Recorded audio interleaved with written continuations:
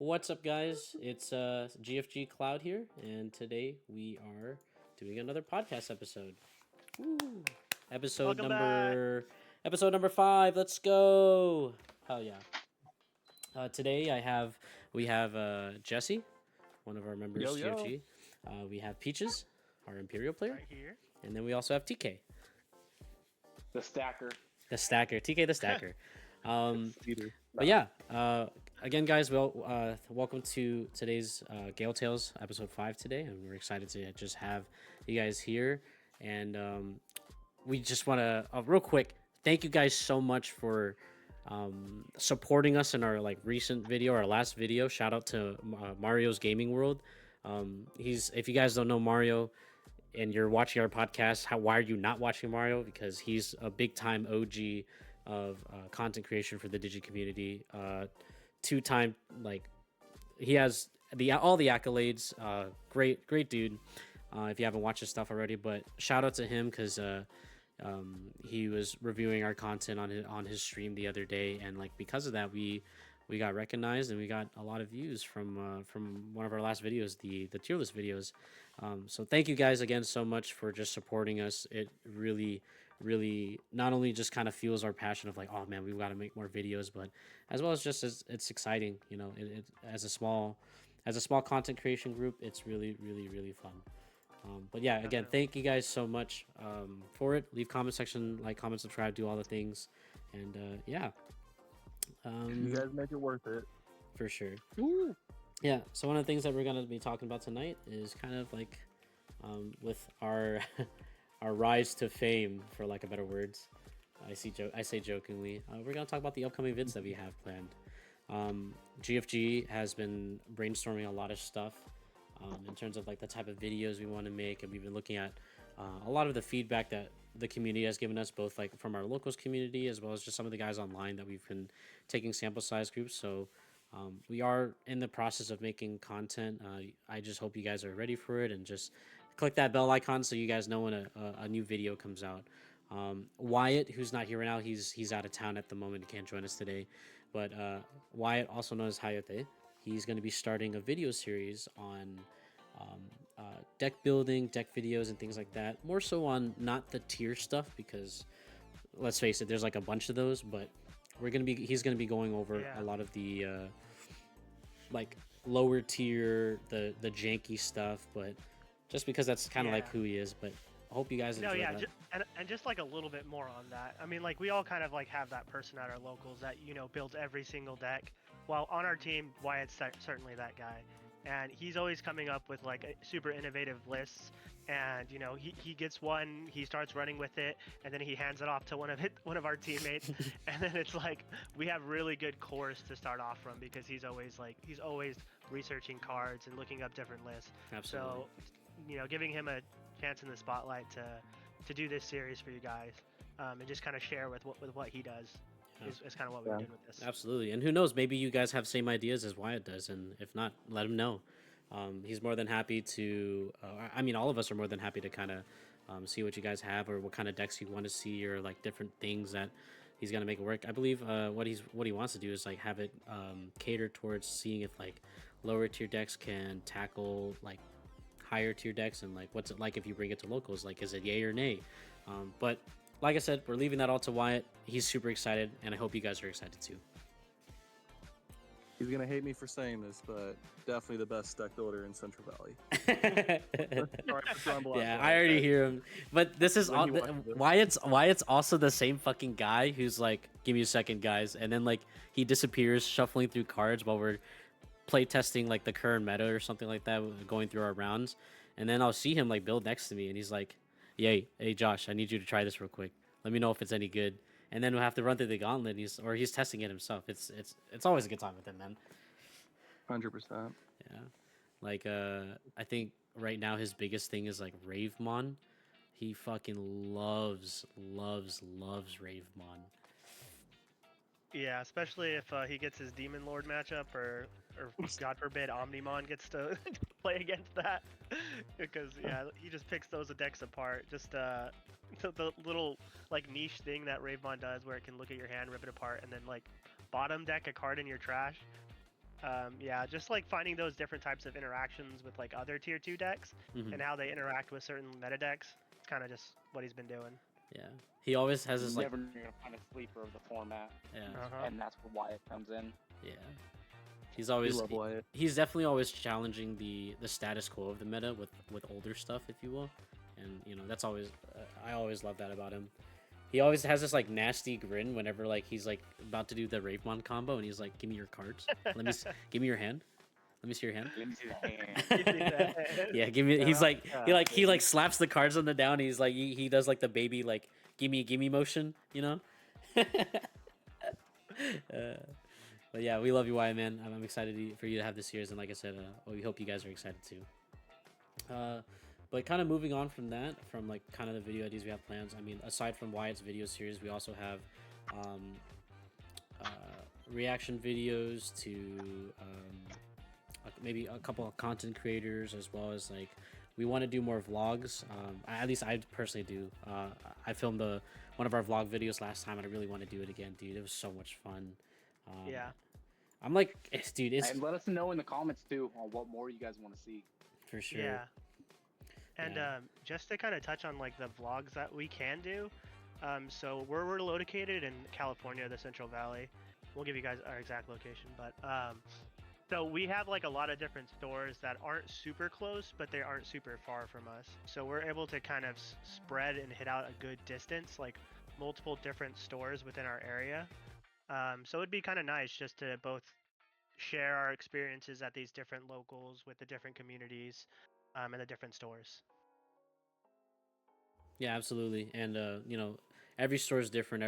But at the end of the day, I think even for like our Central Valley area, you know, we're always trying to promote a closer like TCG team, or we have like a big group chat within the Central Valley area. Of like, oh, does anyone have cards? Does anyone have this? Like, hey, can anyone help me get this? Or like, hey, can you give me a ride so we can play locals? Like, that's we love that stuff, man. So Yeah. Even pick up games on the Sims and stuff on there. So yeah, absolutely. We definitely do. We definitely need to do more of that. Like, hey, does anyone want to practice on Sim? Things like that. Challenge the local members and stuff. It's always a good thing Definitely. for sure. Yeah, and like in whoever's watching this, your own locals, make sure to give back to the locals.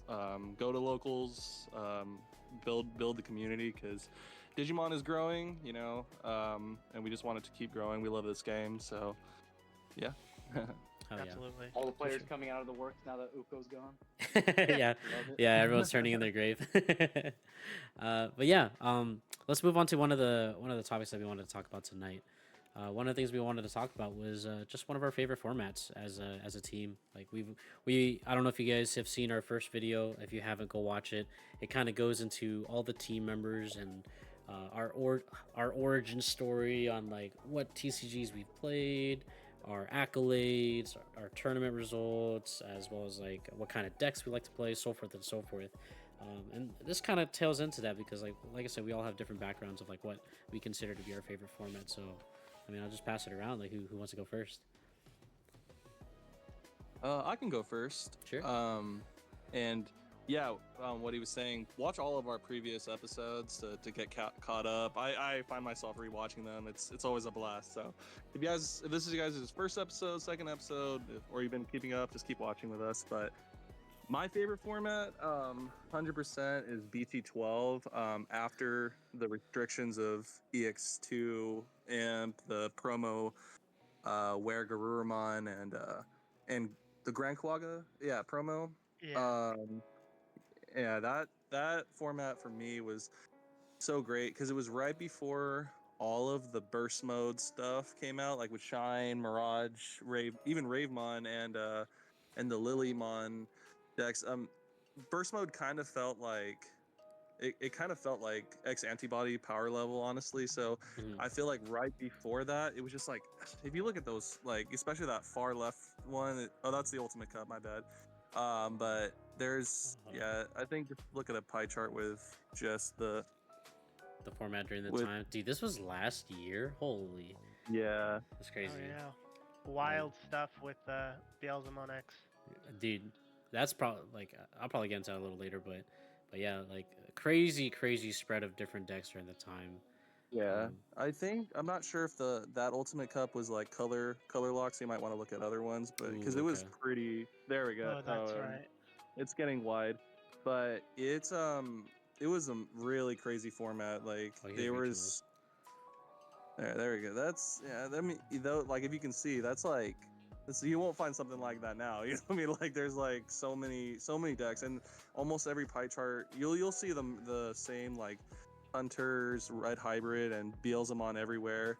But it was like it was so wide, and I don't know. Even Shine, the BT12 Shine, right before the all the great BT13 support came in, it was still had a place, especially locally.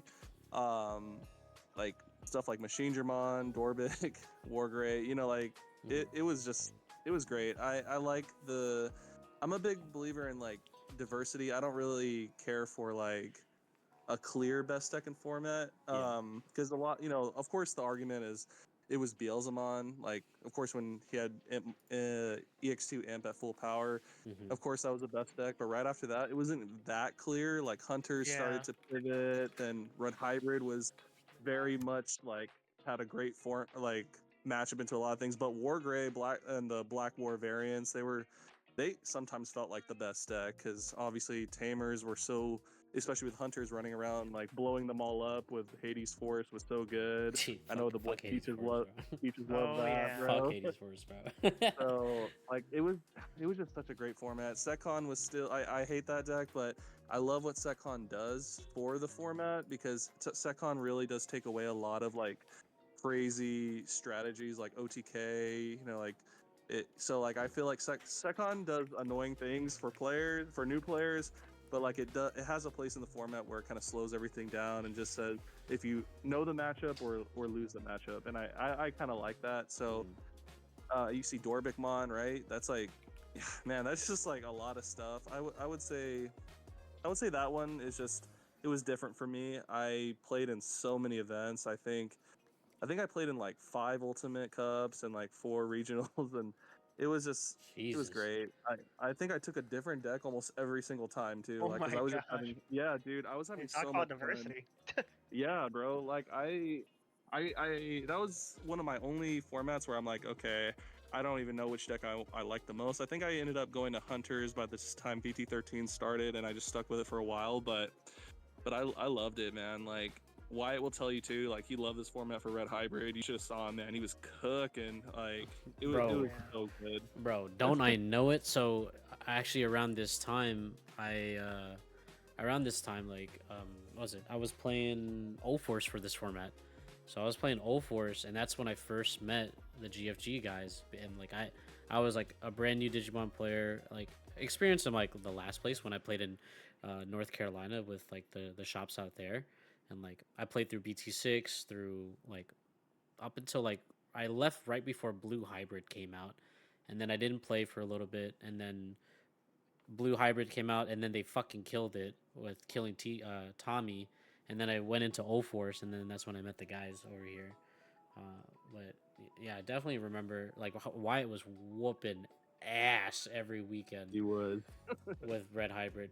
With like you know how like we talk about like TK like finishing fucking games with New Million like less than like literally like 2 rounds and or 2 games in less than like 5-10 minutes. That's like what Wyatt was doing. He was already like packing up his stuff by the time like I finished game one, and I'm like, what the fuck, dude? Like, Yeah, bro. It's crazy. And something I do want to finally touch with this format also. Like, I think the most oppressive thing in that format was Quartzmon, which by today's standards, Quartzmon's a pretty mid card. Well, I'm not gonna call it mid. Mild. Yeah, yeah, mild. mild, Yeah, like yeah. Yeah. it's almost like a niche card that can win you games, but it should definitely not be a part of your strategy. Hunters, bro. Every time Quartzmon resolved in Hunters back in the day, it was such a powerful move. So I think it was just a really balanced format, and I think that's what I look for in formats that I love personally. For sure. Cool. Hell yeah, man. Yeah, I definitely agree with that a lot. Does anyone else want to go next? Who else wants to go next? Myth. Smith. Smith, what was your favorite format? You might have stepped away for a second. I Go ahead. No, I got you. I unmute myself. Low key, it's a toss up between like BT9 when all the OTK strategies came out and everyone was trying to build what's going to be the fastest, and you had the Grand Kuwagu drops, and we just got all the X antibody stuff, and That was I really like alpha. that Alpha format. came out, right? Yeah, Alpha came out, all the X antibody stuff came out that format. A huge thing too was like the pre-release for that one was busted with X antibody. I remember getting pulling an AA Gaomon and straight up just swinging X antibody effect, go into Gaomon because you can go into Digivolve whatever you want. That was just busted because of the pre-release. But my other favorite insane. format That's crazy. was OG Blue Omnimon. Yeah. Damn. Which So everybody which running around. format was that? Like 3? 1.5. Oh, 1.5. Wow. There you go. Jesus. Blue Tells you Omnimon how- running around everywhere, and I just went blue yellow better. TK. Is that also the format that you guys pulled the Ghost Alpha? That was Uh, BT9. That was in BT9, right? 10, right? Or no? Yeah, BT9. Was it BT? No, it was the set after. Oh, it was 10. Yeah, yeah. Yeah, You're right, it was Yeah, 10. yeah. Sheesh. That was hype. If you haven't seen that short, you guys gotta watch it. Yeah, it's on our Oh, yeah. it's on our TikTok. We were just chilling and like, it was a pity pack, right? Yeah, What were you playing? well, I'm pretty sure I was playing Imperial or Black War BT10.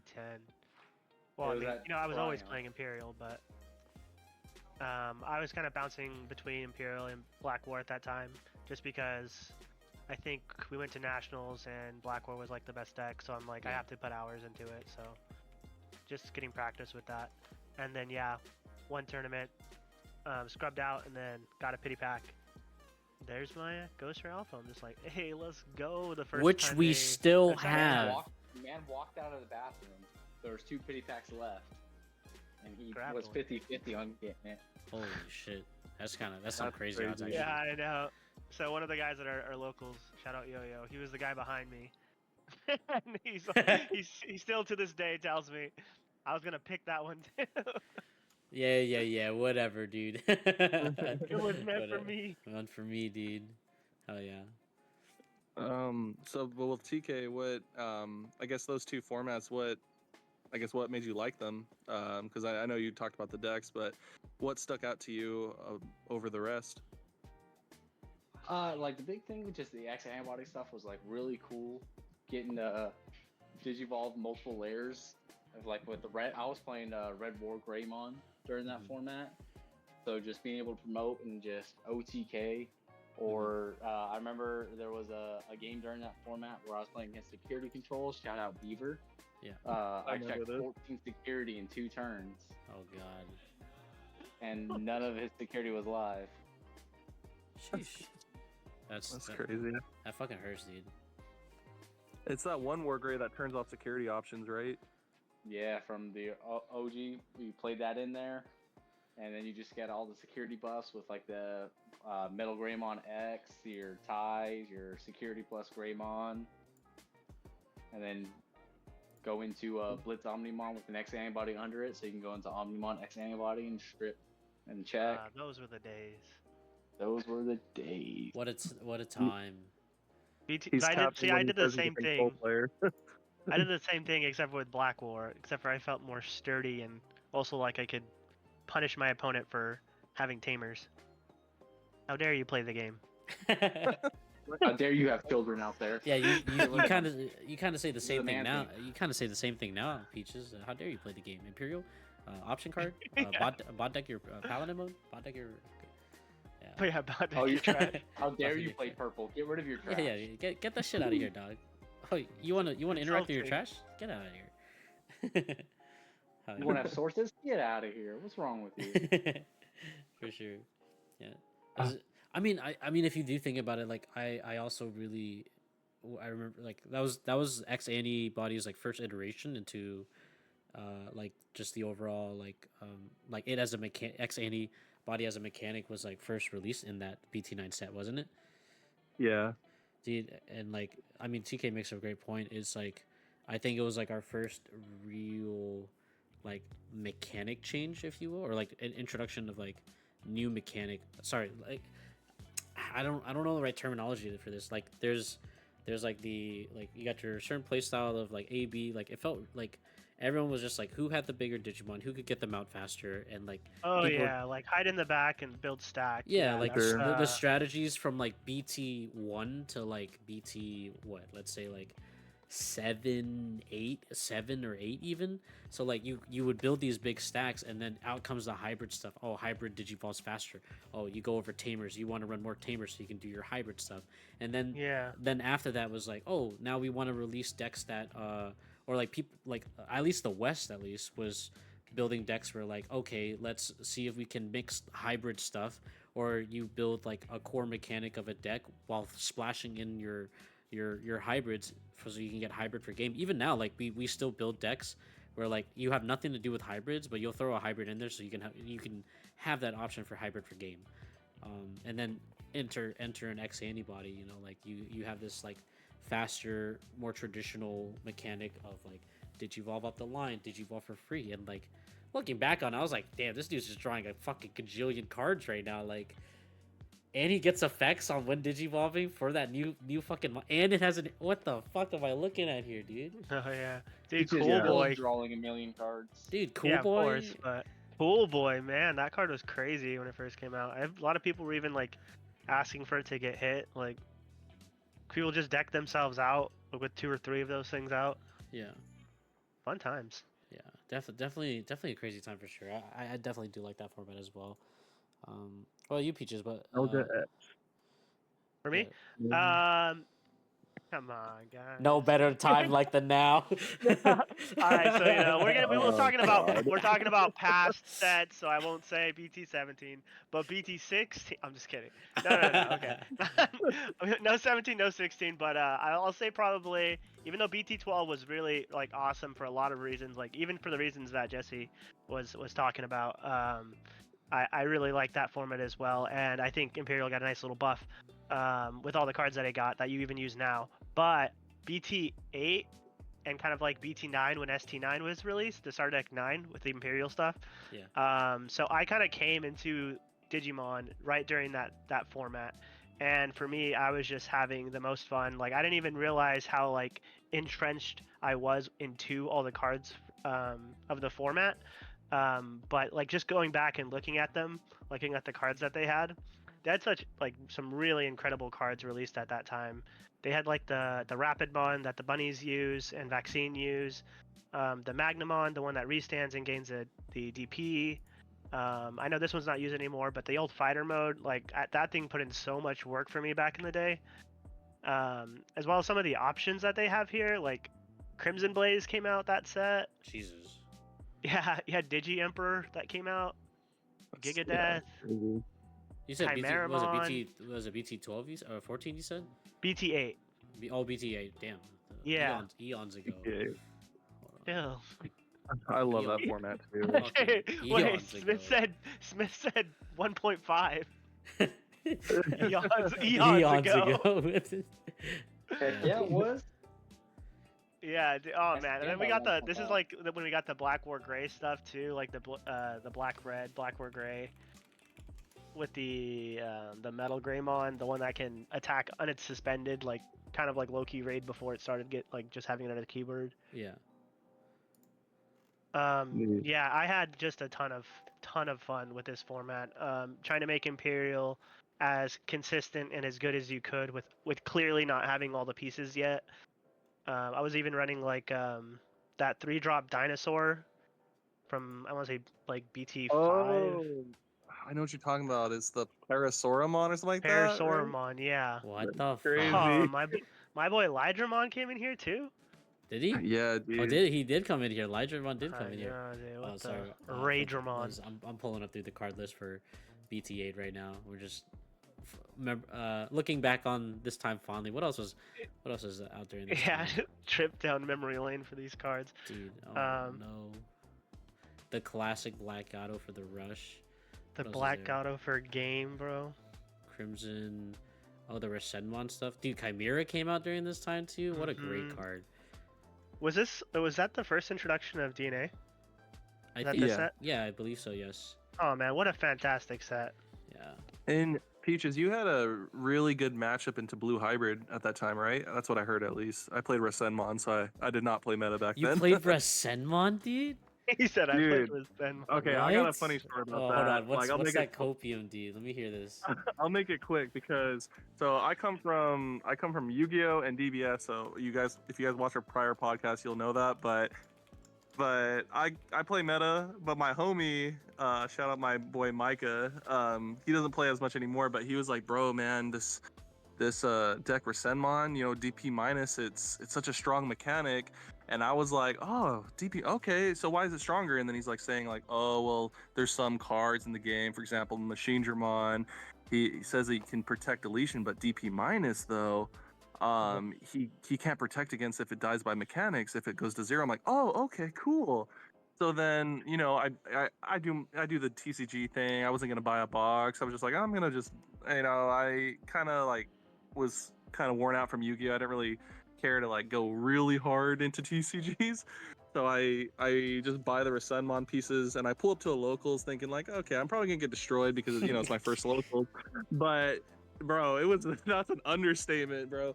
I play Machine Dramon and my homie said, dude, like all you gotta do is DP minus them, bro. Like, it's so strong. So then, I do the Rasenmon thing. I Digiburst, which horrible mechanic by the way, unless you're Grandis. I Digiburst -11 and his Machine Dramon was 11k. I'm like, okay, so he's dead, right? And then he's like, oh, well, the EX1 Machine Dramon can't be DP minus. I'm like, yeah, and I'm like, oh, well, just shit, fucking just straight cooked you. literally so I just, on the I card. got cooked. But that's not even the only thing. Round 2, I played against Charlie, a player from Hanford, and it was great. I was like, okay, and I'm having fun. I play against Alphamon, and I'm like, oh, I don't know what this deck does. It looks cool though, like big giant soldier knight, really cool. He says the broken one, BT7 Doro Gray, says cannot be TP minus, as I tried to, I was gonna do, but he already called out the effect, and I'm like, bro, TP minus is kind of trash, bro. Like and then I of course I get smoked because Alphamon better, and then I get the buy, and then Micah was in the event too, and he was like, hey bro, you gotta win, at least. I was like, F you, bro. Dude, you gotta win at least, bro. Oh, yeah, man. dude. I had to share that. Yeah, DP mine is good, right, guys? DP mine is good, bro. Yeah. And I looked it up later. It seems like all the other yellow decks at the time, like Yellow Hybrid, I don't know if there was another yellow deck. It seemed like they were good, but literally he chose the worst yellow deck to put me on, and I was like, all right. The worst yellow deck. I know you're saying Rasenmon. I'm just like, what the hell? That was there too? What the? Yeah, dude, I was going through the card list and I was like, Rasenmon was in here? What the fuck? And I'm glad someone brought up BTA, and I was like, okay, I know I'm going to tell this story on the podcast at one point, but yeah. You know what's funny? So during this set that we were just talking about, that just came out. What came out before it? Just was it BT8 then BT7? Like hybrids. 7 was Next Adventure, right? And that's the hybrid stuff, right? So I played. Okay, yeah. So it was the hybrid stuff, and then the Imperial stuff came out. I was like, oh fuck yeah, dude, Imperial! Like, I can't wait. And I was talking to the Hanford guys during the time, and the Hanford guys were like, oh yeah, like you should just pick up this because like it just came out, so it was like easily accessible. And I only had blue hybrid, and it was kind of, I took pieces out of blue hybrid because I broke down the deck because Tommy got hit. So like I made the deck in North Carolina, right? And then I went to Houston. And in Houston, I played against. I was playing like a really shitty blue hybrid list. It wasn't even the good one. I was playing I had super copium into the Magna Garuru stuff. So I was like, dude, Magna Garuru is so good. I'm gonna go into this and rip your bounce your things back, this, that, and the other. And then I met Huang Zero. Shout out to Huang Zero. Got to meet. Thank you so much for the sim, by the way. Thank you. Release the update and my life is yours, Hog Zero. Release the update.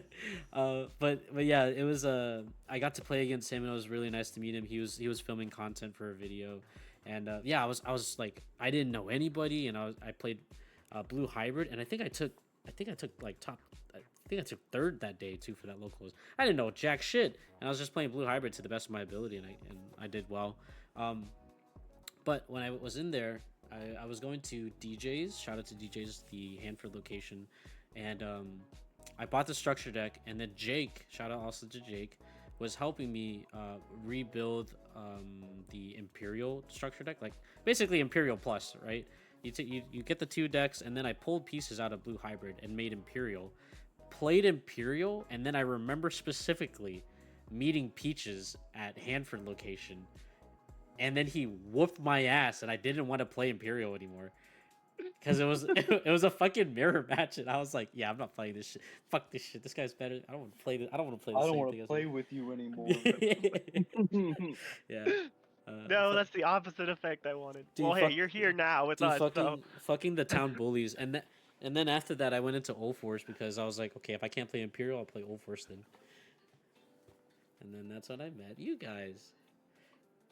Yeah. Yeah, dude, what a fun format. So that for sure. was that the first time we had played? So the first time we had played was in Hanford, and then he whooped my ass. But I didn't remember who you guys were. I just remember losing to an Imperial player. Like I was just like outclassed like completely. And like I mean, there's only one person who plays Imperial. Like so like 98% chance it's probably you, Peaches. And then specifically, I remember like I put the names together because I was like trying to find trades for something, and then they were like those guys over there, and like I kept confusing Wyatt and TK all the time because I didn't go to Fresno frequent enough to like identify you two, like differentiate between you two. So I like there was definitely a time where I kept calling TK Wyatt and like Wyatt TK until like whoa, I'm like a whole head taller than Wyatt. Well, yeah, but you guys are crazy. both blonde dudes with beards. Same thing. Once you sit down at the table, it's the same height for everybody, you know. But I remember like trading with Wyatt for the Old Force stuff, and then when I was playing the Old Force stuff, like what I felt, yeah, even back then, I don't think I was as proficient with Old Force as like I could like just dry play into it right now.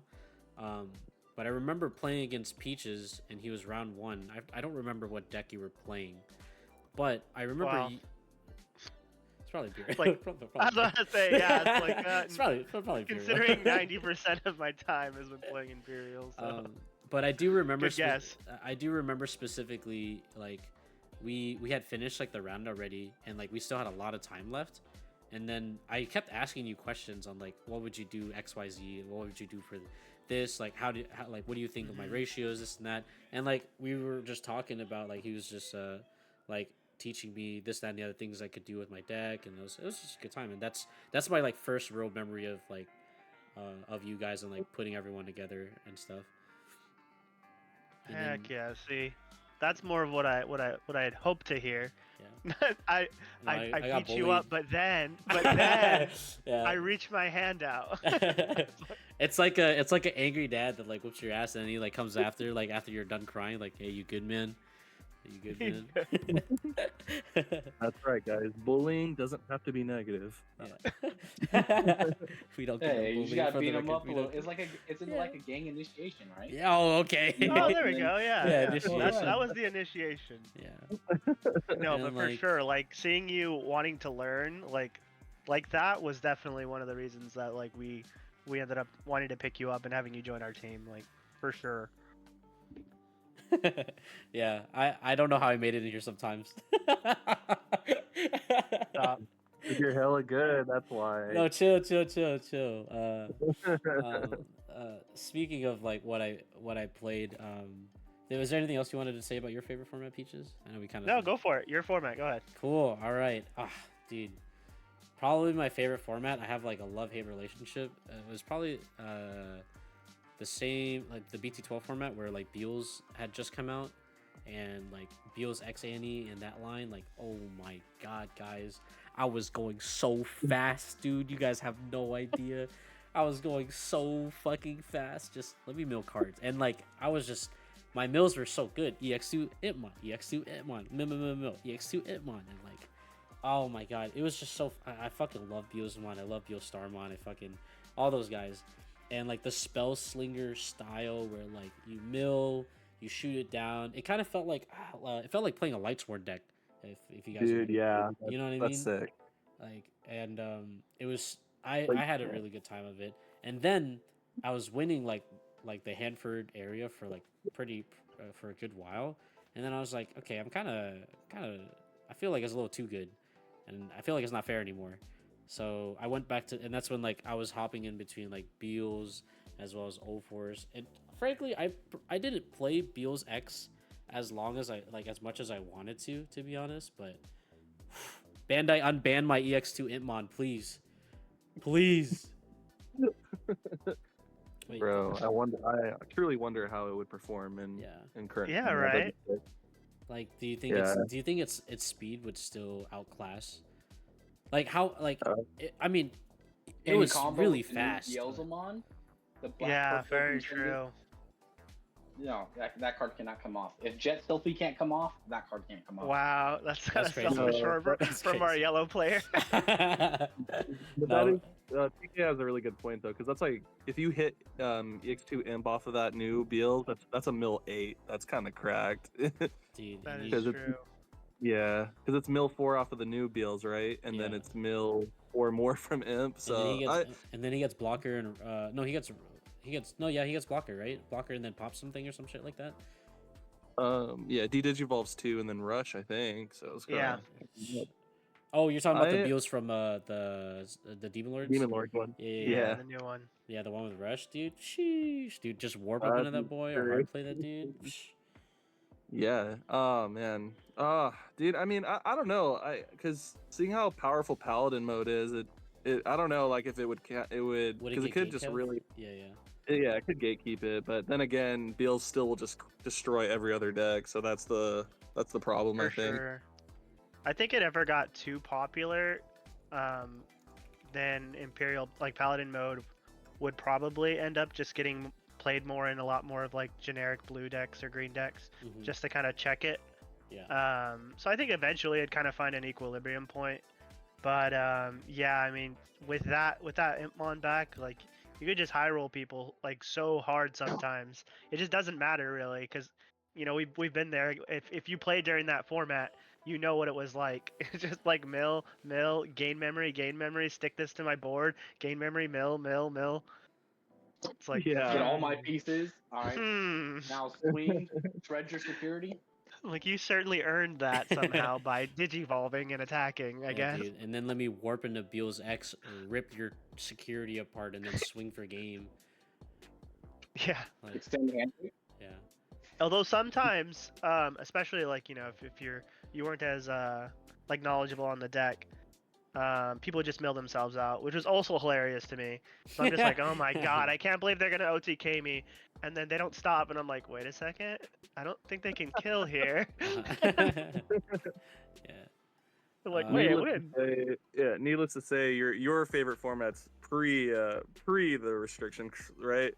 Yeah, of course, Oh, pre yeah. restriction for sure. Pre Beals restriction, and then That's dude, like did I? It's either a tie between that one and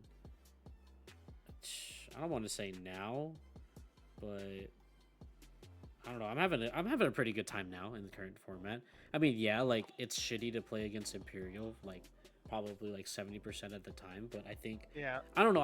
I've personally always been the player that's like, I want to take down whatever's the best deck in the format. I don't want to play the best deck in the format. I just want to. Yeah. I want to keep challenging it, and like, we have Peach as one of the greatest Imperial pilots of all time. Yeah, I fucking said it. And it's always so fun trying to challenge like him and keep him on his toes. Like I've been ramming my fucking black base Dexdoru into his fucking Imperial list every fucking time, and it's just been fun to play. Just really fun to play. Yeah, and just a quick shout out, shout out to both you for the testing that you've done on that deck, and kind of to Mario too, kind of giving a little more validation on that. But yeah, I do feel like black base is the way to go with this meta, especially with like so much Imperial running around. Dude, Breath of Gods. Yeah, blue and general. There's Breath just of too much blue FP bounce. Yeah, Breath of Gods. Yeah, Yeah. if you guys want that black base decks list, if we get subscribers up to like 50, I'll drop the list. Hey, let's go. Shameless plug. Hey, Shameless Two players plug. running around. You need to have Yeah. an out. Yeah. Yeah. Speaking of, like, my low key, my toughest matchup and my arch nemesis, it's literally whatever Smith is playing. That's TK here. But most recently, actually, I don't even know if I can give away the spies, but it's definitely been giving Imperial like a run for its money. Wait, how bad? How Alright. bad? How To bad put is it it? lightly, Imperial has dropped 6 sets since BT17 has come out. 5 of those sets were versus me. That's fucking crazy. Yeah, no, I have not Crazy. dropped very many sets. Yeah, my And to put it in perspective, I've probably played like The- multiple dozens of sets. Yeah, and the other set was to yours truly, guys. Black base Dex Dorud. Yeah, I'm kind of good. Yeah, no, I only stay Kinda losing to my teammate. That's Yeah. it. Yeah, it's definitely been pretty fun. We keep challenging definitely like this. There's a lot of stuff in this set that like we're really trying to like. I want to try the ancient grave stuff. That's out right now. Like that's like apparently like really under the radar right now, as well as like the Dioboromon. Like I'm not saying like I mean if you saw our tier list videos, we put them in like tier 2.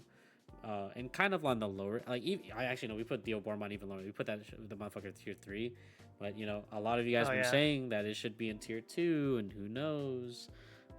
But I want to give it a shot. Like I said, like it's not an end all be all tier list, but I'm willing to try. Change my mind. You know what I'm saying? Like change our minds. Yeah, that's really exactly right for those decks, because I just feel like I'm not going to be a believer until I see it. But for some of these other decks, I've certainly seen it and I do believe it. So Mhm. if you haven't had a chance, go take a look at that tier list video. Yeah, for sure. Cool. I was trying to see if we could get Wyatt's and kind of get his 2 cents, because that dude, I ain't gonna lie, he's got some strong opinions. So I'd love to hear like We love it. what his favorite format was. We'll probably get that later and kind of drop it in the Even chat. better, his least favorite format. We Dude, gotta his- get that. Oh, dude, just no. If you get his least favorite formats, Luga is his best format. dude, no, he's gotta message us later, please. no, actually, here we go, guys. Actually, guys, I think we actually just got a message from Wyatt. Wyatt just told us his favorite format is the current one pre-ban list when he was playing Fenrir Luga Take. But actually before Fenrir Take, he really likes the Fenrir Luga stuff. Like back when like there were only 4 AGs, he thinks that's the best. Wyatt one. misses Numamon being full power. He misses only having the 4 Right. AGs. Mhm. Alright, we're getting Yes. cooked later for that. No, I can't wait for him to see this. But yeah, dude, it's exciting stuff for sure. So one of the if we can transition, shitty transition, but whatever. One of the other topics that we had for the night was to talk about our worst formats. However, talking about TK bringing up X antibody, one of the things I wanted to kind of like I guess like see what you guys thought was what were your guys' favorite mechanics that Digimon has released in its time now. Mechanics as in like not so much as like Digivolve all key- the way. Best well mechanic. okay well yeah, Changed my mind. well but like X Annie how do I say it? Like X Annie DNA Archetype? yeah, for lack of better words, No, yes. he means like mechanics. I think I'll say mine. It's crossing for sure. Yeah, like, exactly. Like Digicrossing that, yeah. for me Yeah. is like such a game-changing thing where the normal scheme of just digivolving is your main way to draw cards, and Mhm. I love cross art, and oh my gosh, BT19 can't come sooner, but I think that mechanic just is so like eye-opening for me. Like you kind of like when you first play BT10 or even BT11 during the Black War format, It's very different. Like the norm of playing Digimon, kind of like if you play D Reaper, the normal ways of playing Digimon is like it's gone. Like you have totally different game plan, different mechanics, like blue flare, hunters, of course crosshair. Like I said, like I love it. Like it's different. I love different. Like even hybrids would be my second, but I have a really soft spot for crossing. Yeah, I'll go ahead and give mine because it's probably going to be the most obvious. DNA Digivolving goes exactly right back to, Dang, I thought to you were gonna the go with Digibursts. Digiburst. Yeah. What the? When have I ever Just played a deck nothing. that Digiburst? Shout out Rasenmon. Nah, dude. Oh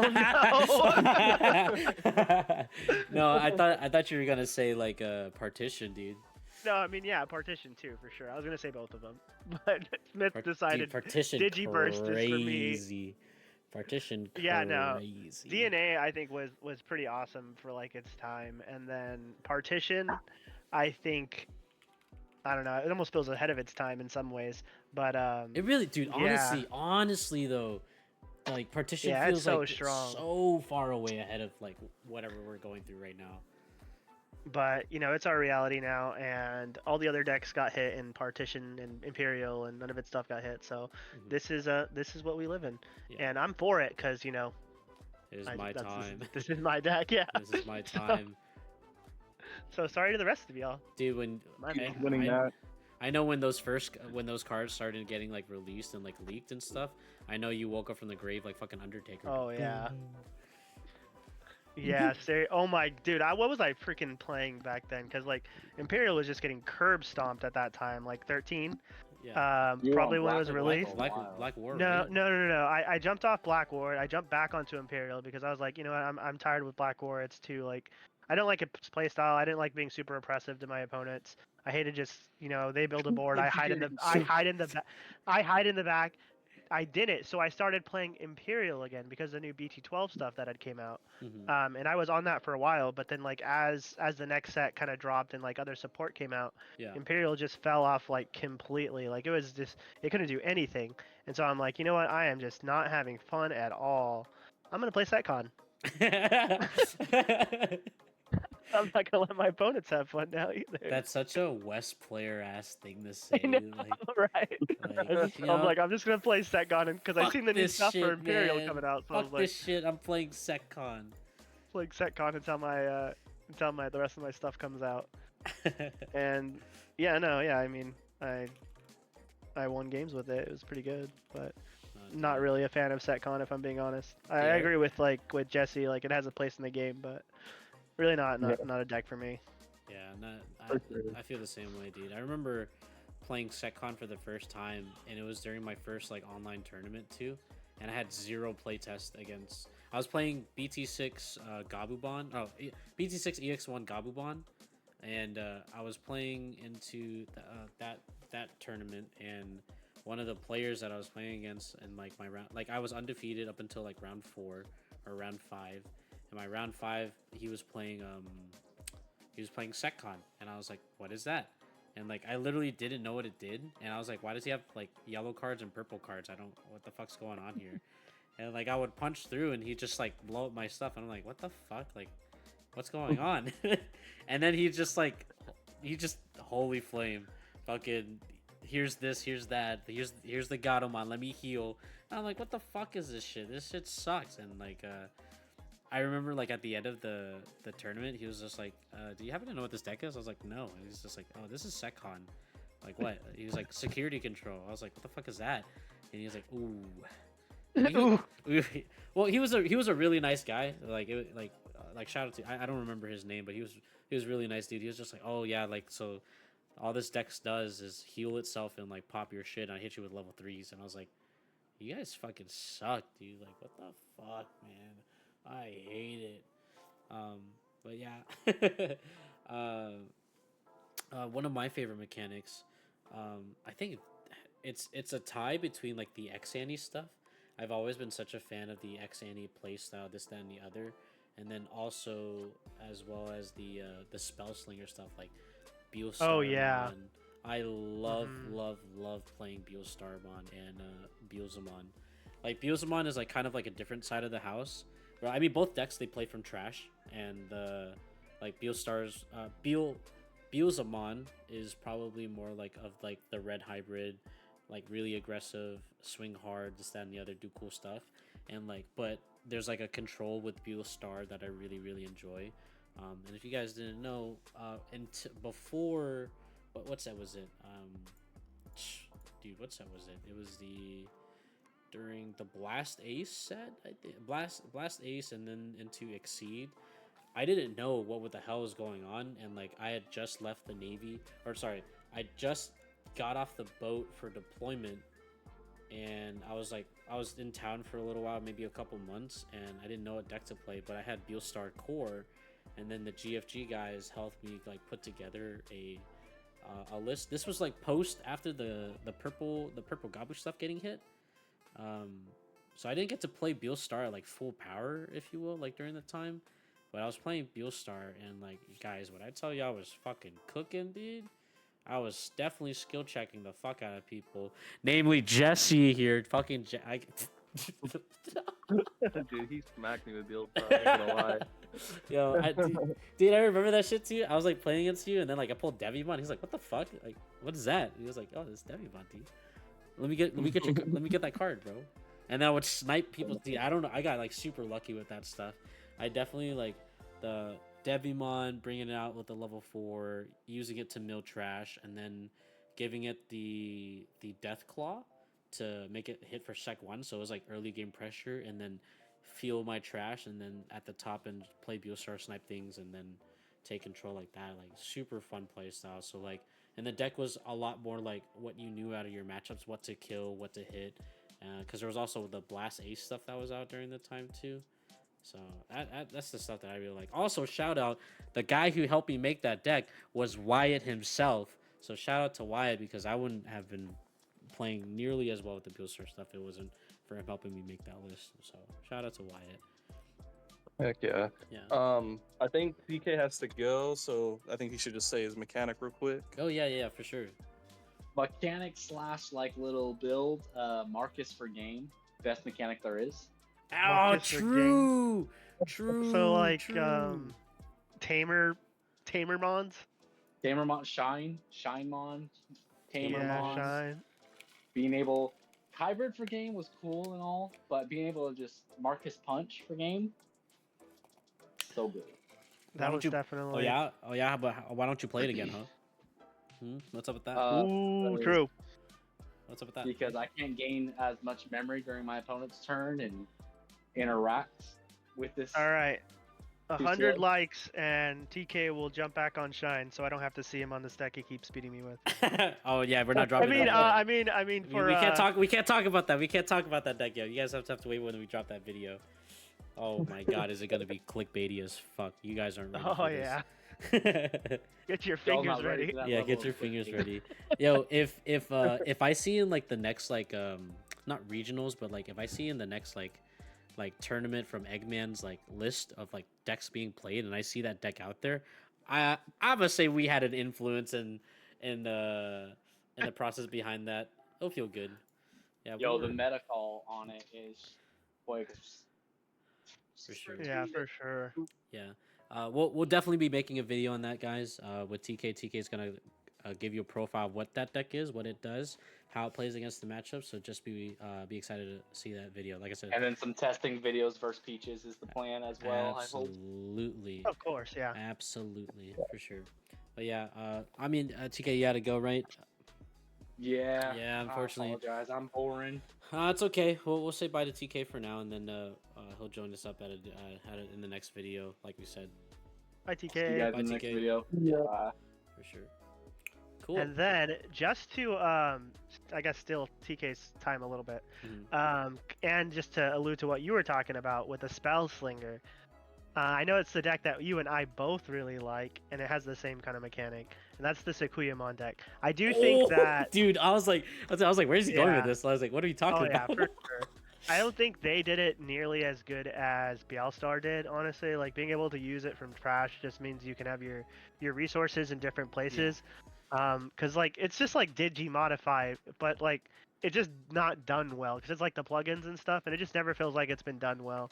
And I still feel like it kind of hasn't been done well. And maybe some of the stuff coming out in the future might happen. You guys heard my 2 cents. If you guys got a chance to watch the tier list video on Sakuyamon, I know people were saying like it could be tier 7 or not, not even on a list, not even but tier. but it had some new cards come out, and I must say, like, the new Sakuyamon being able to keep itself protected from bounce, it's kind of nice because it's printed in on the card. You don't necessarily have to have a specific plugin to give it that protection. Yeah. You just need to have any option card with a cost of 2 or more. So I think that's a little bit of a step in the right direction, just like setting off those effects that can happen when you use your options, and just leaving those option cards just like, I guess not as always, not as mandatory to always have, because yeah, that card definitely benefits from that. So Yeah. No, yeah, for but sure. I mean, so I played Sakuya for a little bit, and was playing that, and like, I mean, like as a deck, it's just super fun to play. Like, no meta, no nothing. Like, not talking about that, but just overall, like, it's so fun to play. Like, something like Wyatt talks about a lot, or Hayate talks a lot, when it comes to like just between us guys, and as well as like to like our locals and stuff like that, is just like the lore accuracy of a deck for Digimon. Like, we talk about often, like, the reason why we love Digimon so much is not only do we think it's a great game, but overall, like, the lore accuracy of like how it feels to play Digimon feels like you're playing Digimon. Like, I'm going through the lines, I'm digivolving through the lines, like I feel like I'm in the show, I'm watching my Digimon go through the lines, and like Marcus Punch is like a lore accurate, like, deck. So dope. Like the Digi modify stuff with the Rika deck using the plugin cards, like that's super lore accurate. Like, and Wyatt and I are always talking about how like we want more of that stuff. Of course, like Bandai, seeing how often they go into that. Like, Wyatt's favorite stuff is like the EX sets, because he feels like that's a lot of the the more free stuff. Like, it's not typically tailored towards like a meta changing deck that comes in out of there, but in terms of like fun factor, EX sets were like really cool. Really like cool experimental conceptual. mechanics. For sure. So yeah, I definitely am a big fan of like lore accurate decks. That's the, in terms of like favorite mechanics, just things that are lore accurate. And the Sakuya Would stuff, love to like, yeah. I was gonna say, I'd love to hear like if you guys have anything like, well, first off, just on any of like your favorite formats, the formats you guys hate the most, and like if you guys know any decks that you guys like that feel very lore accurate, I'd be, excited to hear what you guys have to say. Yeah, for sure. For sure. Okay, I guess we can kind of transition to kind of like the next thing was next topic that we had in mind was if you're talking about the best and our favorite formats, we also got to talk about our worst formats, what the ones that we hated the most. Who wants to go first with that? Yeah, I'll go go ahead. first. Yeah, I'll go first. I just want to, because it's kind of a little brief. But it's gonna be BT12 again. So this is gonna be before all of the restrictions and like everything. I think it was so toxic with Beelzemon, low-key. Beelzemon just felt like such a pure tier 0 deck at the time that it was just nothing was having fun, because if you ran into Beelzemon, you're getting knocked right off, like. And even at a locals levels, like, you didn't even have to have a super competitive deck all the time. All you had to do is high roll your opponent. So even if like you didn't build like a super perfect or a super consistent deck, you just high roll your opponent and then you still win. And that just did not feel fun. It felt like it took away from my playing time, my testing time, my skill, my time into the game. So it just felt like it overall just lowered my enjoyment of the game. For sure. I could see that. You literally just run into either Red Hybrid or Beelzemon, you just get blown out by turn 2. And I guess we should also preface, we all know that BT15 Full Power Apocalypse is the worst format, but we didn't really all experience that. I mean, true. So we're not going to really talk about it, but we do definitely recognize it's the worst. But for me, I would say, even though it's one of my more successful formats, I Uh-oh. really did not like BT16. I Ooh. Yeah. Well, BT17, I do. This is a really hot take, but I always believe that when blue is the best color, the game is at its best. I just truly believe that. Like, TCG players like fast, and blue just loves fast. So I do think BT17 is a good format.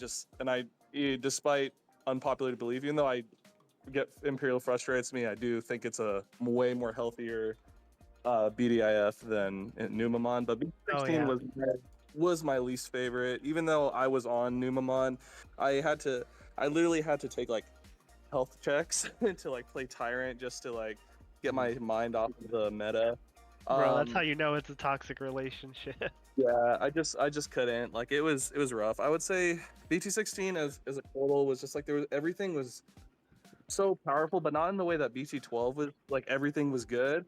This is like everyone had so much splash plays, and I think even now they have splash plays, but it's like it's more detained, I guess. Where back then, well, not back then, it was literally like 3 weeks ago, but um, And we but put it so far behind us, guys. yeah. Don't look back.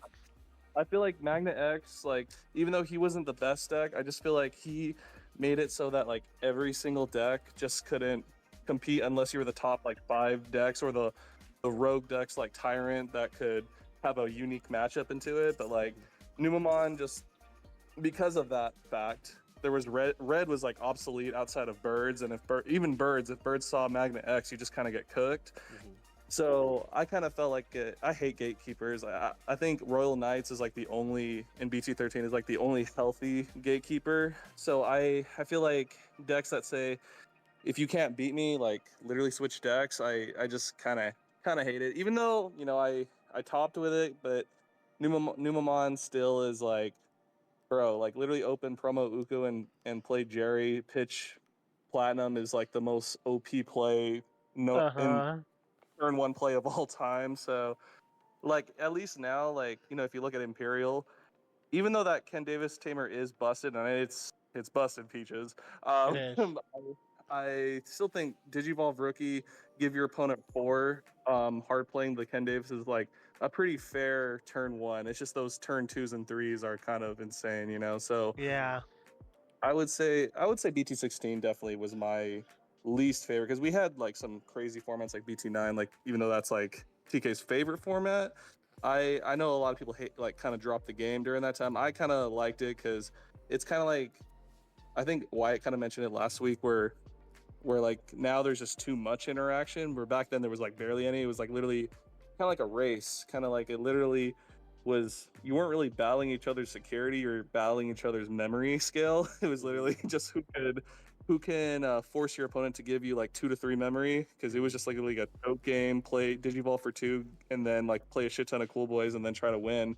But which I understand why people don't like it, but I thought it was healthier than that, where like because there's like 10 OTK decks where there's like 5 good decks in BT16. But yeah, definitely BT16 would be my answer.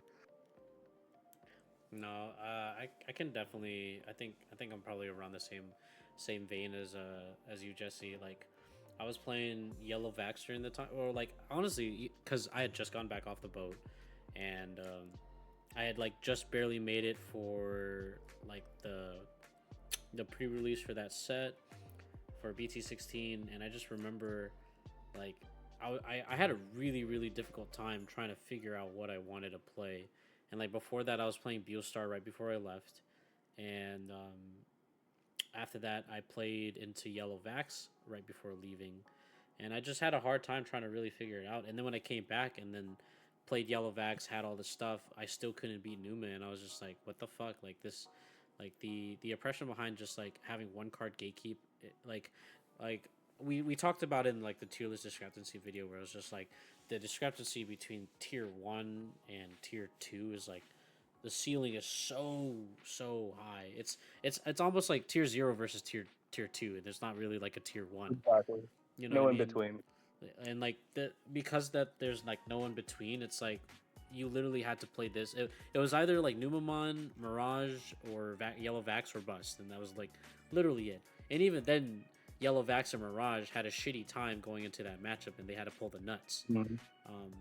So it's just one of those things where like I don't think that's a healthy format to be in. As well as like let's say you're like let's say you're a new player, dude. You're a new player just trying to get into Digimon. Like we have to tell you, like unfortunately, like yeah, one, we don't have a lot of product behind this set that just came out, but the best stuff's in there, and like hopefully you pull that that crazy ass card. Oh, you need 4 of it, by the way. Yeah, that's a really good point. That's hella That was toxic. that was 16. Yeah. Mhm. Yeah.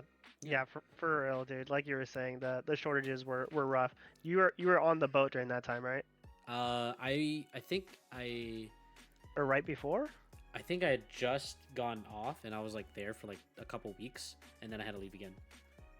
I don't know. It's And, all kind of hazy. Like BT16, BT, all that stuff's kind of hazy for me. I think I played just the tail end of going into Yellowbacks right before the Magnus stuff came out, or I did get to play the Magnus stuff.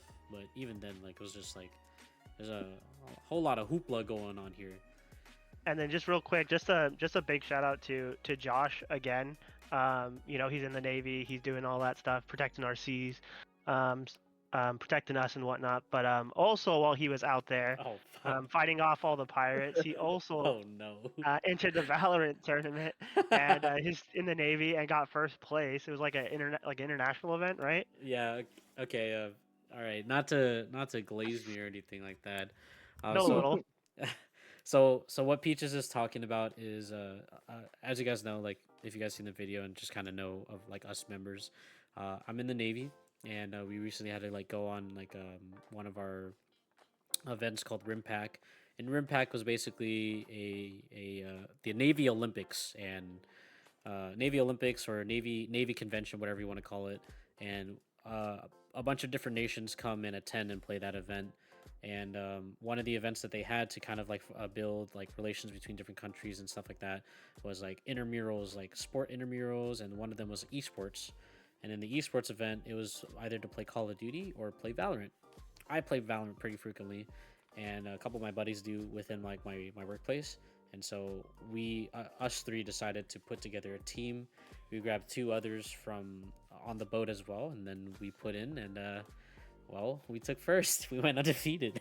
Wow. Assembled the Avengers and just undefeated. And just to kind of show proof, there it is, our jersey that we got. So we got this free jersey, or not free jersey. We won this championship jersey, 1 of 5, by the way. So there's you go, 2024 Rim Pack to kind of just show you were there.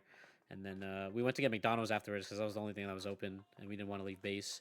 But first round we played against the Koreans, whooped them 13-4.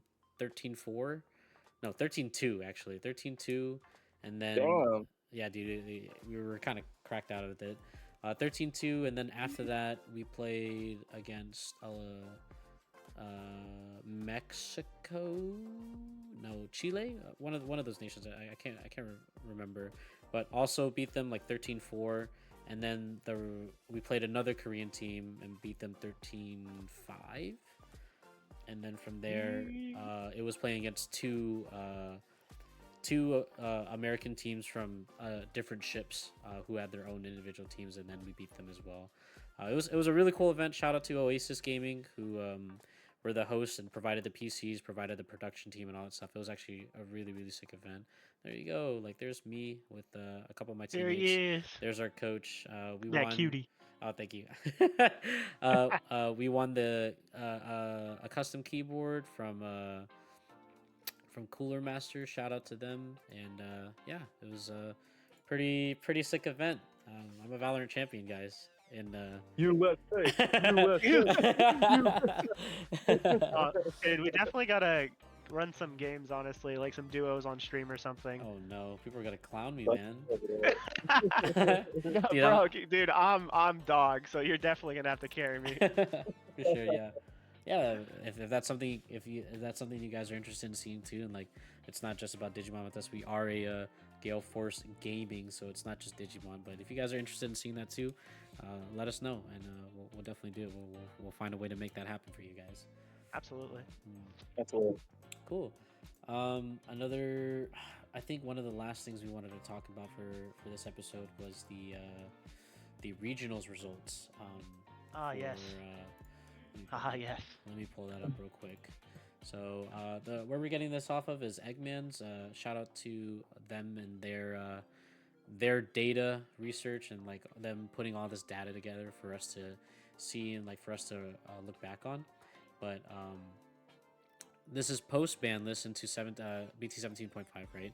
And then you can kind of see this right here. Let's take a look.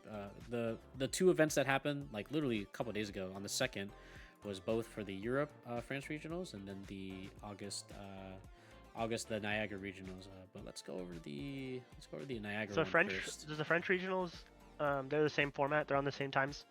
Yes, I believe Okay. so. Can you confirm that, Jesse? They're within the same times as us, right? Yeah, Canada, they share they do the whole North American get an invite to go to Nats kind of thing.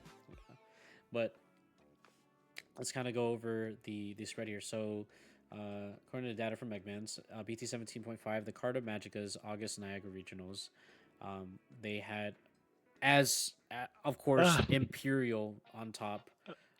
There were 9 decks Imperial, 2 Ancient Garuru, 2 Magna X, 1 Dex, Yellow Vax, and then an Omnimon deck. Omnimon deck is actually a surprising show. I didn't think it kind of make that, but the dude plays Yeah, 15. I don't really care much about that big ass dragon on that circle. I really care about that Omnimon deck. I hope we talk more about that. To be Dude, honest, let's open it No, up, dude. shut- This Omnilist, dude. Yeah, dude. Shout out Amir, baby. If you're watching, I hope you're like glazing right now. I got you know. made it, bro. You made it, man. The dream is real. Hey, one of our own members as well, Rylan. He's a Fufu. He also will be playing this deck as well. So Yeah. shout out Fufu. I mean, Give me aside, practice on this stuff. yeah. I mean, aside from just like how well the deck plays, I'm like a big fan of just the cards for this. So the AA for this Greybond, so cool, dude. Like they pulled it from like the movie, I think, right? They pulled it from like the movie. Like, dude, like this stuff looks so cool, guys. Like, you can't tell me that shit's not cool. Like, Greymon fighting Paramon from like the movie festival, and like, just looks so good, man. How can you hate that card? Look in at terms that. of, like, If you guys don't want to, if you guys aren't like comfortable playing the game yet, just honestly collect the cards just because of that, bro. Like you're not gonna find art like that in any other game. Absolutely, I promise yeah. you. And like take it from us who've played like a lot of different who have played a lot of different like TCGs and stuff. I stand firmly on this that I think Digimon alternate arts are some of the best alternate arts in the TCG world. Like any TCG, like True. they look so freaking good, guys. 100%. Yeah. But yeah, let's kind of go back into You look at a Lotana Enchanted, and then you compare it to a regular AA, and it's like, why is the Yeah. Enchanted $300? Like when this is worth like 40. Like, Yeah. the telling you, bro, there's nothing like it. Digimon Arts is different. For sure. But yeah, let's kind of go over like the regionals list. So, what were you guys' thoughts on the regionals results for at least this is like the West players? Yeah, the Niagara regionals. Obviously everybody's probably initial reaction is just like, come on, Bandai, I think you missed something. Yeah. But also I feel like the players kind of missed something here. I don't know if we can get like a breakdown of what was played, but certainly a lack of what I thought would be in here, being Mirage. I thought that would Yeah. probably see a few places after not getting touched by the ban list and literally showing up in the top in the previous format. You would only think it would get better into some of the decks it was already seeing. But it didn't show up here, so maybe this is just a fluke. Maybe people just wanted to play stuff different. But what I do think is not a fluke is Imperial getting this many places. It's the best deck of the format. I think some of these lists that they have they're just really solid lists. You're able to Let's open the first like one so you can judge it. yeah, I mean, so the new Wormmon, or the promo Wormmon, that one's great now because it can search your options. So it can search the new stupid busted options. Like, I think the option needs to get as well as the Tamer, or actually at least just one of them. But this option's crazy because not only is it like reducing the 2 for the turn that you play it, but realistically, if they even leave like an 8k body out for you to kill your Pildramon into, you can just use it as a free HPD because basically just suspend to go up. Like, it's kind of nuts. Or if or you're just using it literally as protection, which what it's supposed to be used as. But I feel like half the time I'm using it to just like force them to kill my mons just so I can go up for free, go up into my dragons and spit out more Digimon and make more Paildramons and make more dragons. And yeah, if you play Imperial, you know what I'm talking about. Yeah. And I mean, if you played against Imperial, you kind of know what I'm talking about. But surprisingly enough, this dragon, or this player actually didn't play the starter deck 9 dragon, opting more for the BT16 dragon, which yeah, no, I get to. It's really strong into a lot of the different meta nowadays, and Imperial doesn't necessarily need to just like absolutely blow out your opponent just because it's so much more consistent.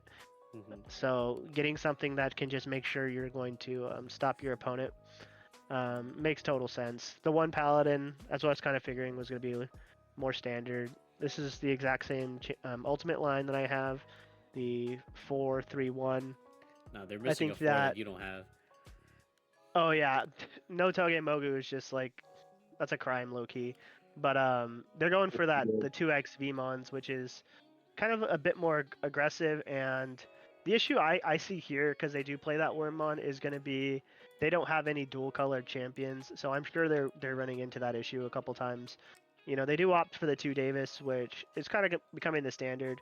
You know, personally, I can't stand Davis. I mean, I love him, and I've loved him for like a long time, like as a character and as a card. But him missing my tamers and my options just is so tragic.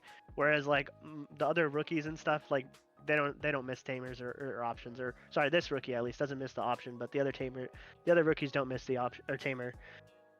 So that's just tragic when you play a Davis and you see like tamer option.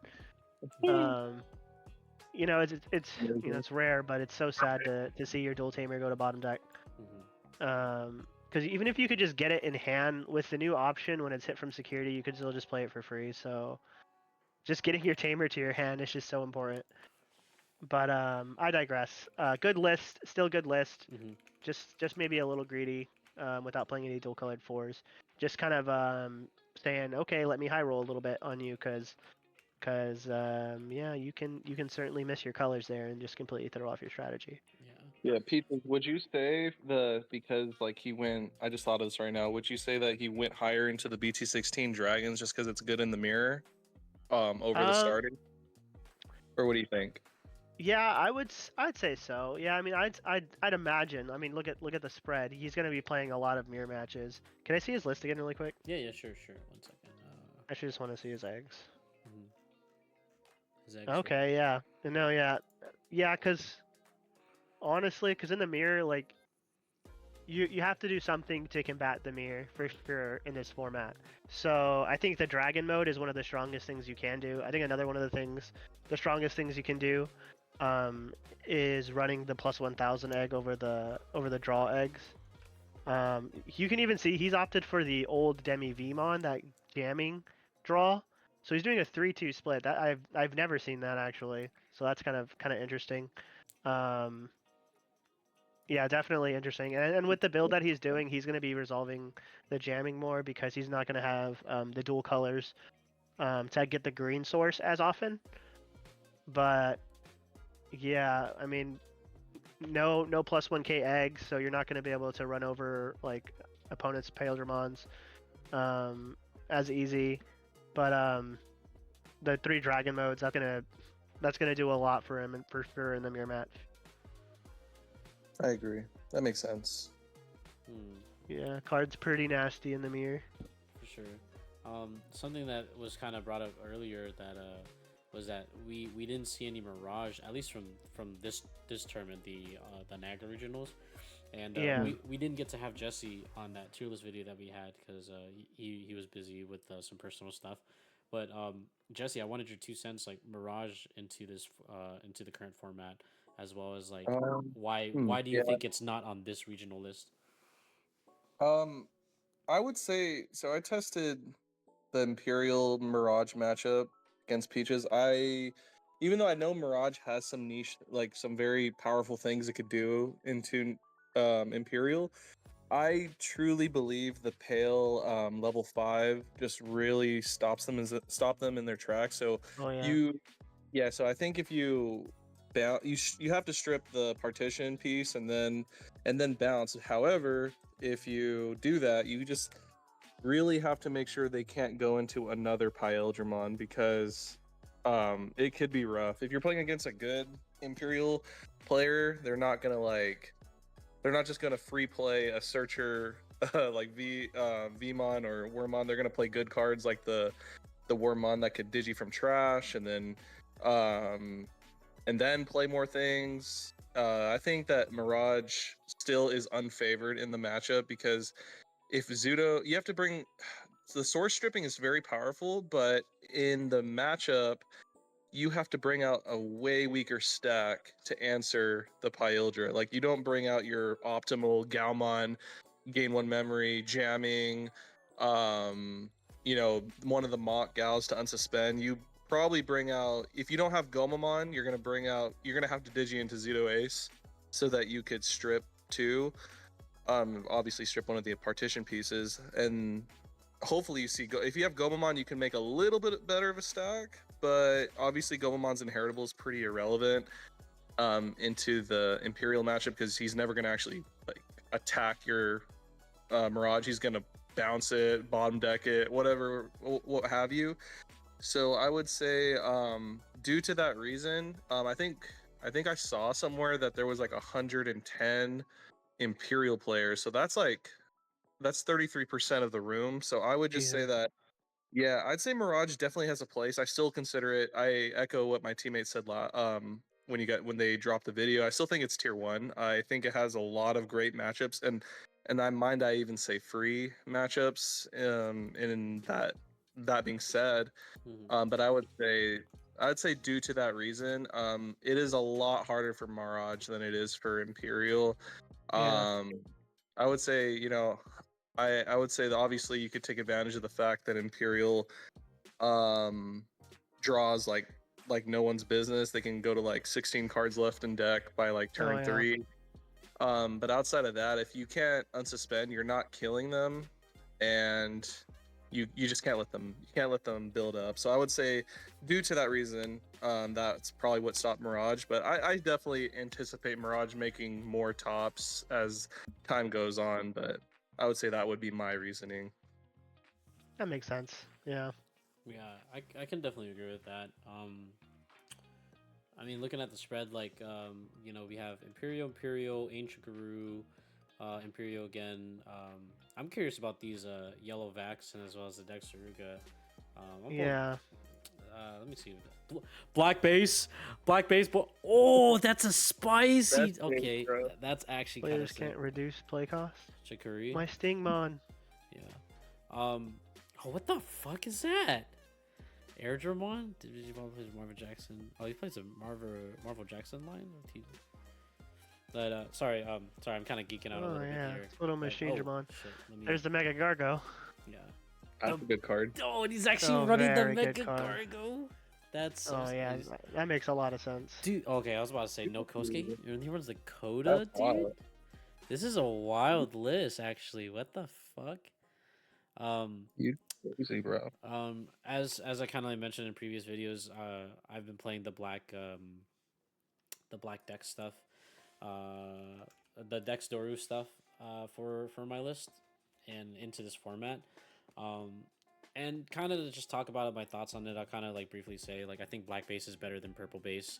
I think there's a consistency in black base that's just overall a lot better than the purple base stuff, because like purple base, like if you look at the spread here, guys, like you have all these blue decks that put bodies on the board, who can bounce your stuff, who can rip your sources and things like that. And so like the likelihood of you being able to have another body and able to pull an alliance off is probably not as high, at least in my head, where like I take into account that, oh, like the likelihood of me being able to swing like completely free without triggering an ace, without triggering a fucking option card, or just anything along those lines, and kind of get a Or free dragon mode. yeah, against our dragon mode and like get a free alliance in, not likely.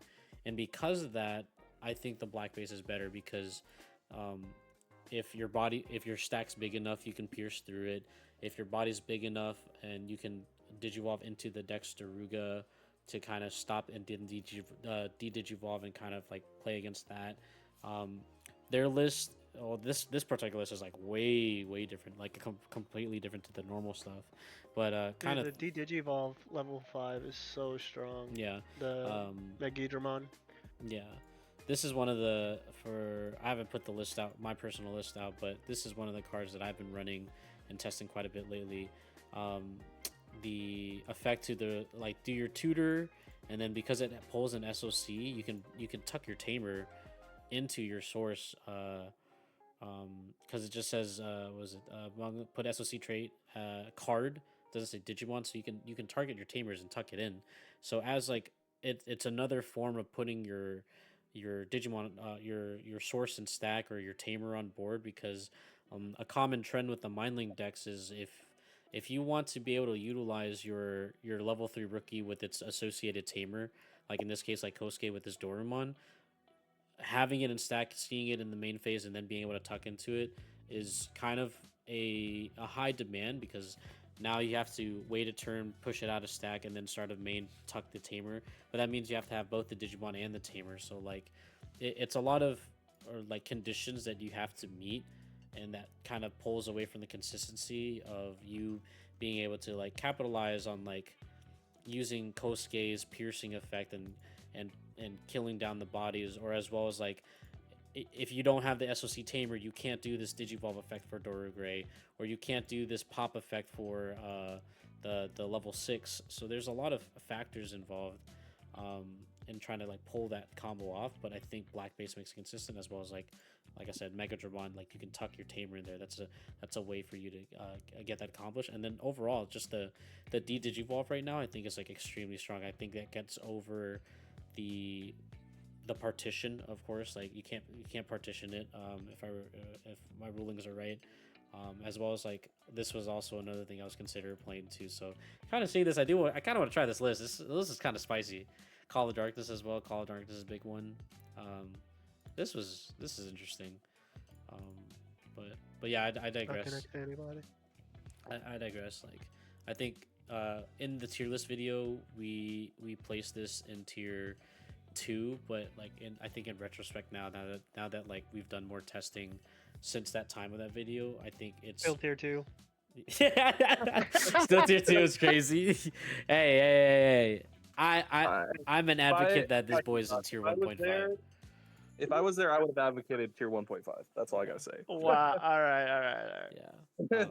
But that, I mean, look at it, dude. Because I think Dex Doru runs through Ancient Garu, but that's just me.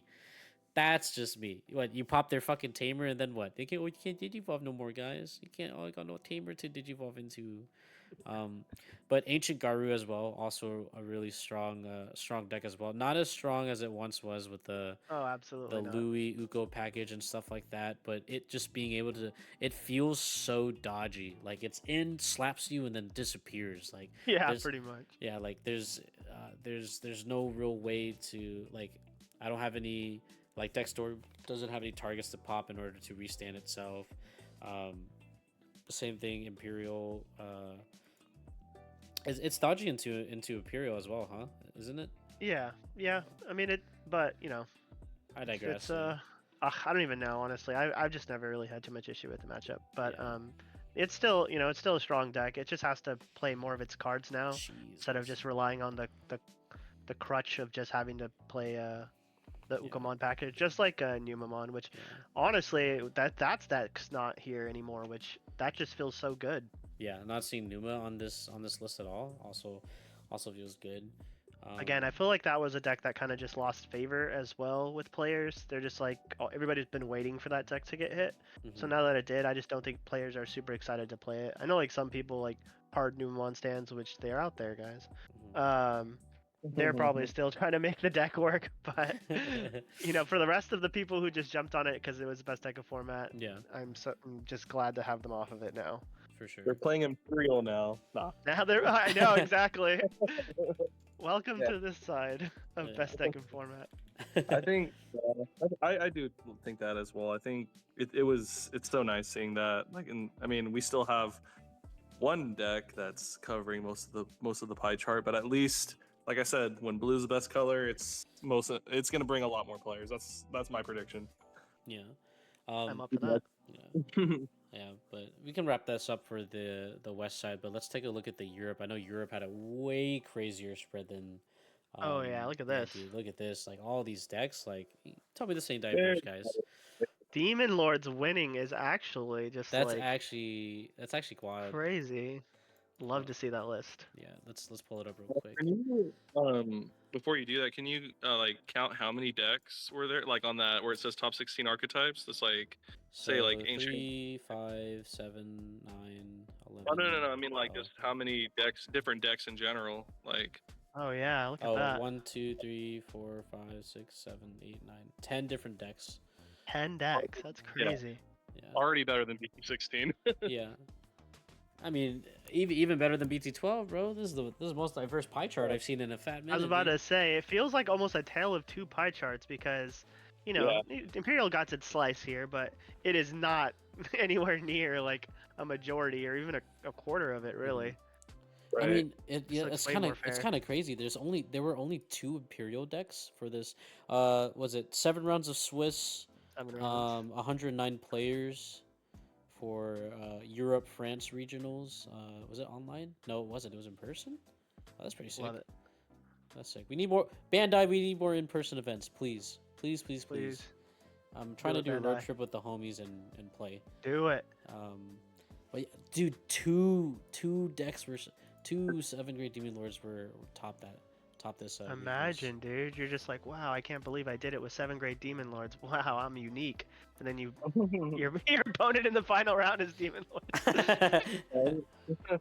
I mean, I know you've been playing against that quite a bit. I know TK is like just ramming his head into that matchup. But from what you know of his list, I know he's not here right now, so I wish I could get his 2 cents on this. But what are your thoughts on the list that they have right here?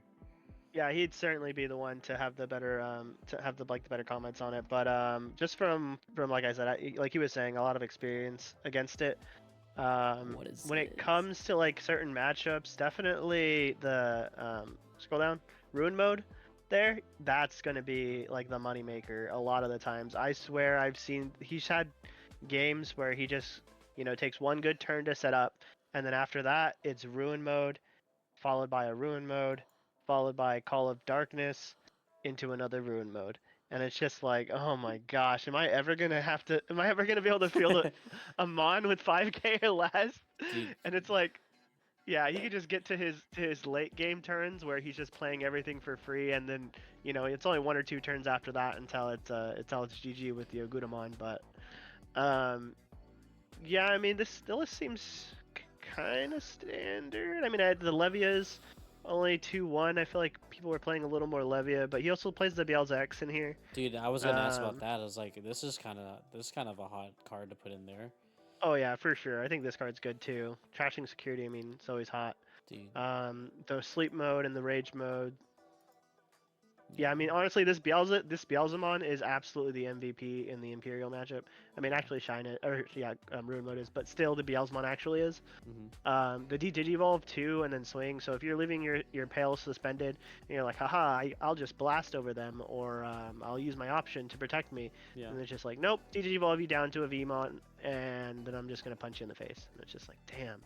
So that makes an interesting counterplay, because then you have to just like, okay, now if I want to try to keep my Mon, I can't swing twice. So now it makes it even slower to try to kill this deck. And any time that this deck can buy against its opponents, is a win because that means it's one step closer to getting to the 7th Demon Lord, and yeah, that's just GG.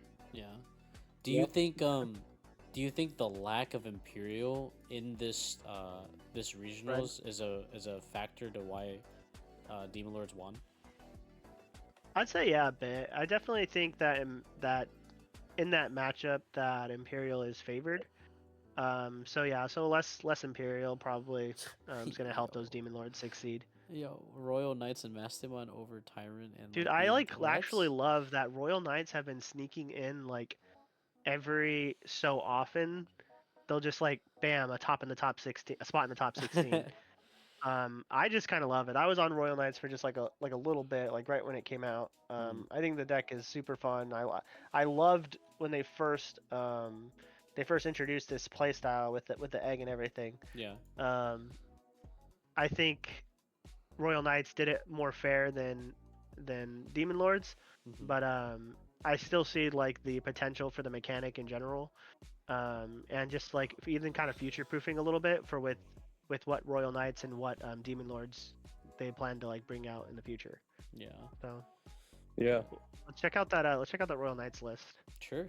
Let's see some spicy techs in here.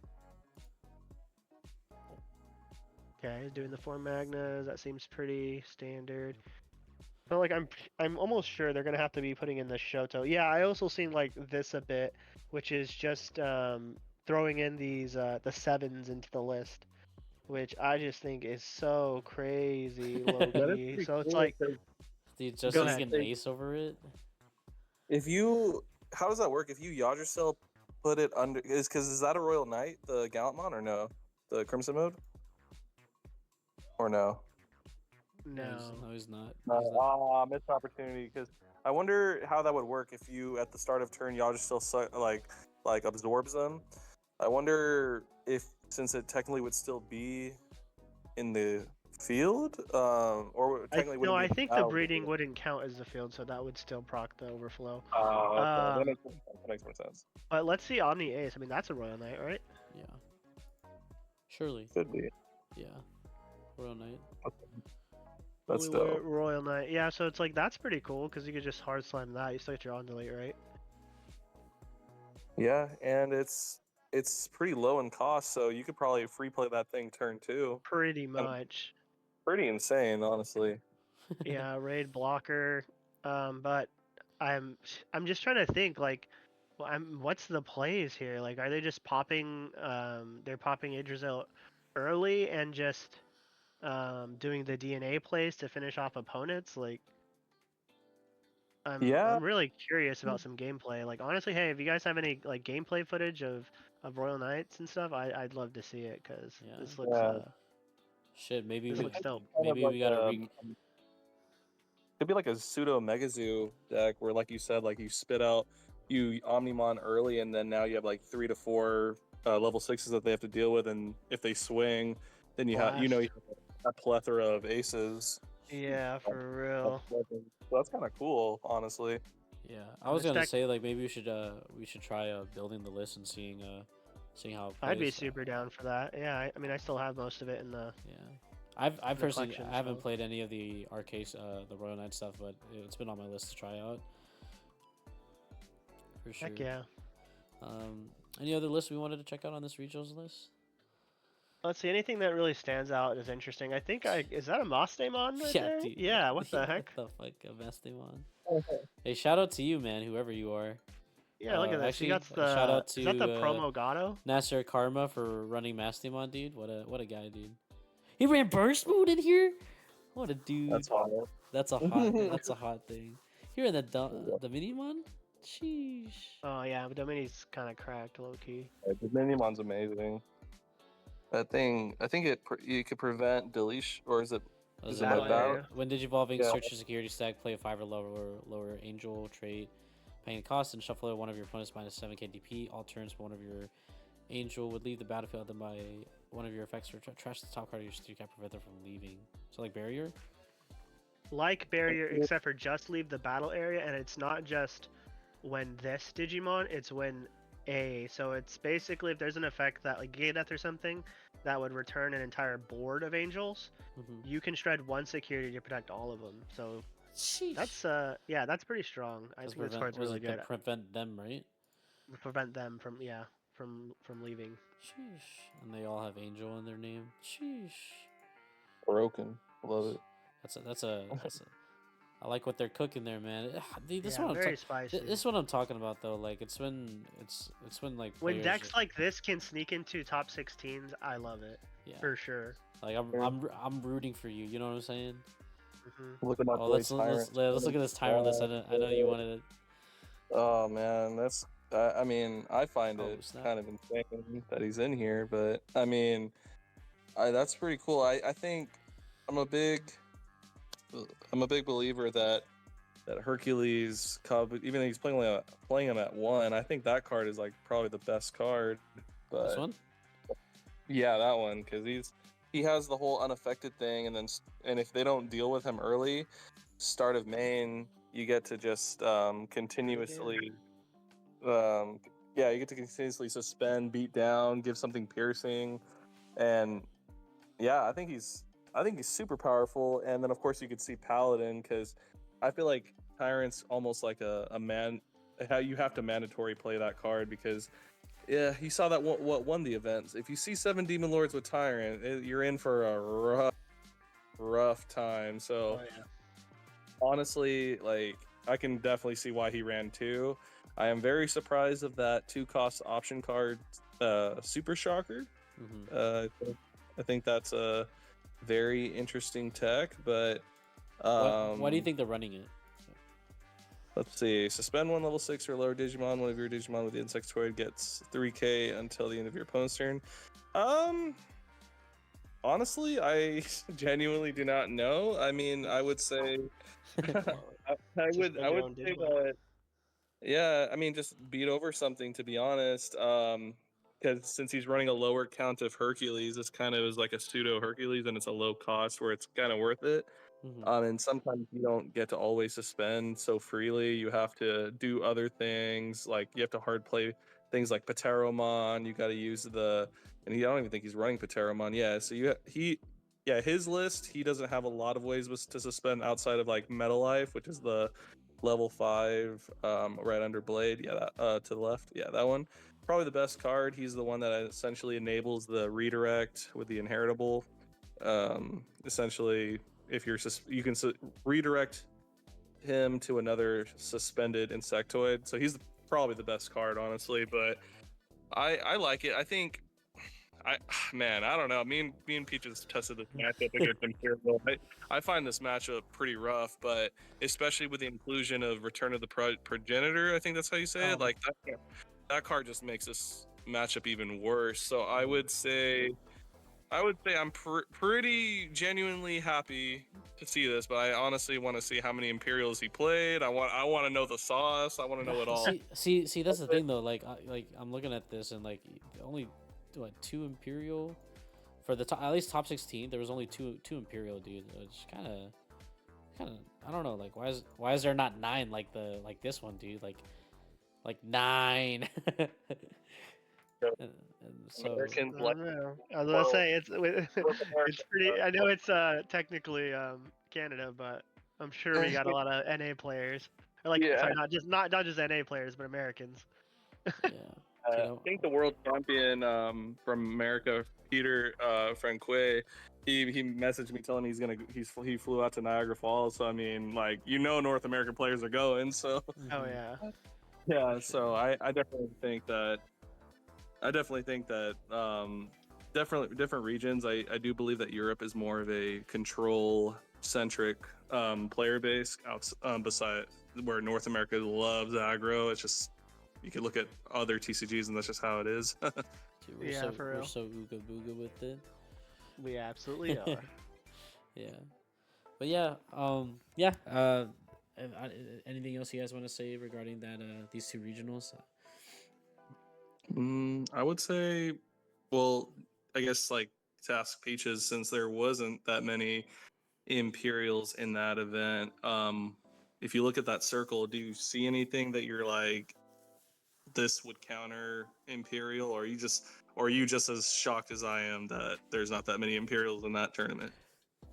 That this would counter Imperial. Like anything in that pie chart. Honestly, I can't really say there is. I mean, I'm trying to think. I'm just trying to think like.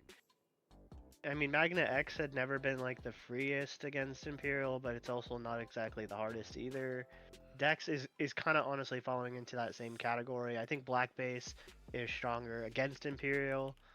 I already kind of talked about the matchup with Demon Lords. Take is just like, if they can do their combo on turn 2 and kill you before you can do a Pyldramon, then maybe they have a chance.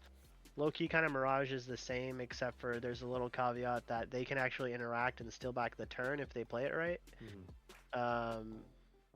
Yeah, I don't see what Royal Knights can do low-key. It just doesn't feel like a winnable one for them. Like, on play, try to delete my stuff, and it's just not going to work. All their things, even though they're big blockers, no sources, so you can suspend and get rid of them really easily. Mostemon. I mean, Mostemon, I don't know, it's kind of strong, but I don't feel like that's not going to be like a real threat to like best deck in format for Imperial. And we already talked about the Tyrant matchup too. It's just with the return to Progenitor, it seems really hard because the main way to get rid of your stuff is just beat over it. And now you beat over it, it just goes into something else. So yeah, nothing I could say that I feel like definitively would put Imperial in its place. Maybe literally just the playstyle and just the number of people that they had actually playing the deck. True. Yeah, And they could have also beat each other up because the mirrors sounds pretty tough. oh yeah, Mirror's tough. Yeah, definitely. What do I see up here that can beat Imperial? Imperial itself, like himself. For sure. For sure. All right, guys. Well, I think that's all the time we have for today. Like I said, thank you guys so much for just joining us today in our podcast, Gale Tales episode 5. And is there anything else you guys want to say before we close it out? Just again, thank you so much for watching us and supporting us, and we'll continue to try to make content for you guys. It's fun, and you guys definitely make it worth. Yeah, for sure. Definitely stay tuned. We plan on kind of even increasing our frequency even a little bit more. So be on the lookout for what we got next. For sure. Oh. Yeah. Thank you guys so much again, and we'll see you guys in the next one. Bye. Bye.